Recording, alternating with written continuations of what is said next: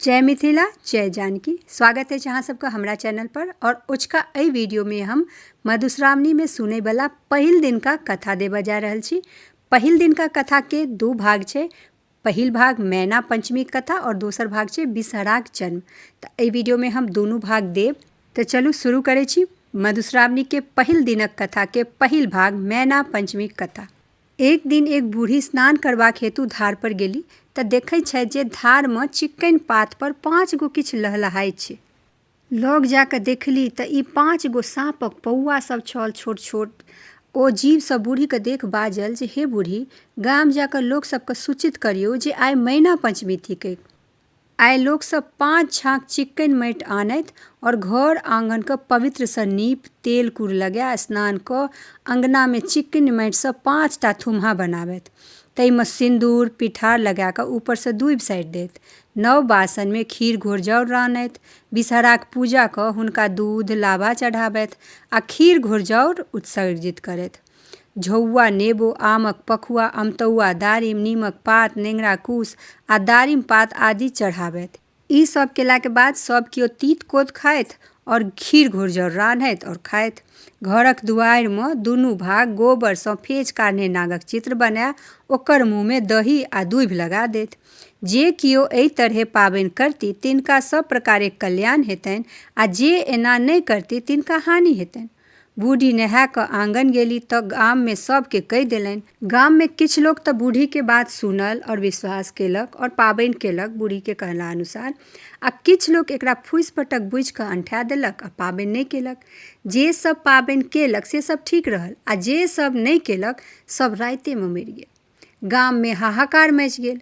हारि कऽ सब लोग फेर सँ बूढ़ी ओतऽ गेली आ पुछलनि जे आब कोन उपाय कयल जाय जे ई मुइल सबके जियाल जाय। ई मुइल सब केना जीवित हेतै। बूढ़ी फेर ओही धारक कात गेली तऽ ओतऽ देखै छै जे ओ 5 जीव ओहिना लहलहाय छल। ई 5 बहिन बिषहरा छली। बूढ़ी हुनका प्रणाम कऽ गामक सब वृतांत सुनाय पुछलनि जे मुइला लोक सबके पुनः केना जियेबै, कोनो उपाय बताबू।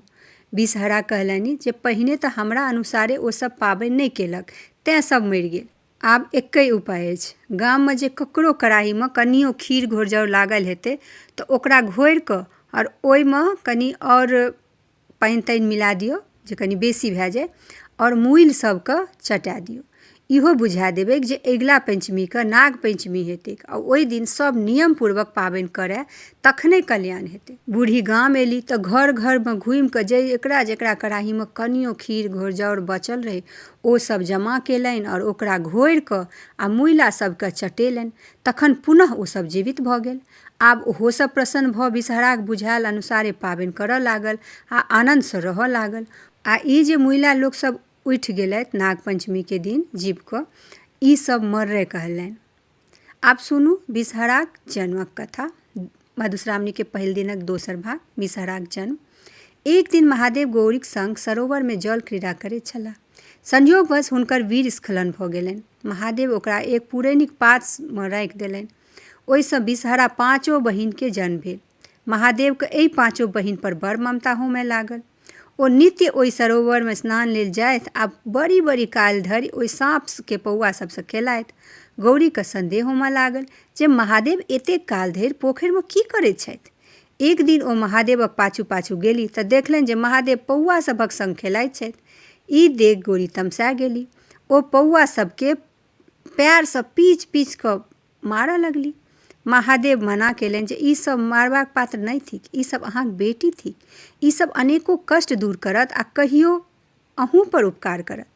मर्त्य भुवन में सावन मास में एकरा सभक पूजा हेतै। जे एहि 5 बहिनक पूजा करत तकरा साँपक डर भय नहीं रहतै। ओ धन धान्य सब पूर्ण हैत और ओकरा सब तरह कल्याण हेतै। और हम एहि 5 बहिन के नाम रखने छी जया, बिषहरी, सामिलबारी, देव आ दोतिल। तो ई छल मधुश्रावणी के पहिल दिनक कथा। हम आशा करै छी जे वीडियो अहाँ सबके पसंद आयल हैत और एहने और वीडियो के लिए जुड़ल रहू हमरा साथ। मिलै छी अगला वीडियो में। तामे तक जय मिथिला जय मैथिली।